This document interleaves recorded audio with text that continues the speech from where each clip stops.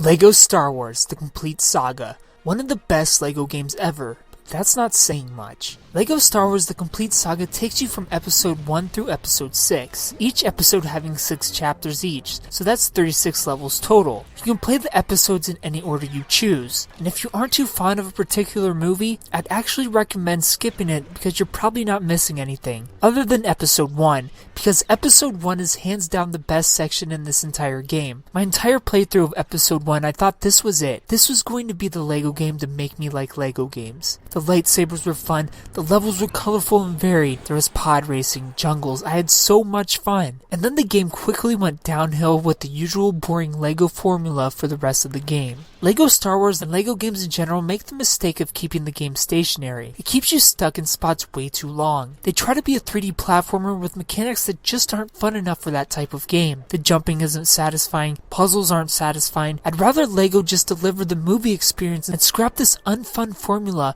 of get to a room, let us annoy you for a few minutes and then move on. You're stuck going left, right, up and down, when these games would benefit greatly from a more action-adventure style like Uncharted, where the game is constantly moving forward and breaks aren't just a lame puzzle. I'd like to see them have to rely on storytelling and environment rather than cheap time-waster tactics because they ultimately feel insecure with what they have to offer with their games. The gameplay is shallow, unengaging, and a drag. They rely on the grind to justify money spent rather than an overall quality experience. This is apparent with their famous locked-off collectibles that require another playthrough to get. I'd rather have fun with a game non-stop for 3 hours than have 20 hours of monotony. The game does all it can to slow you down. Of course you have to switch through characters to do certain tasks, but these tasks are stacked on top of each other, which makes it feel more like a nuisance than a clever mechanic to increase immersion. But that isn't all this game does to slow you down. When you're trying to figure out puzzles, you have to deal with an endless wave of enemies multiple times. If you get hit while you're trying to put a piece together,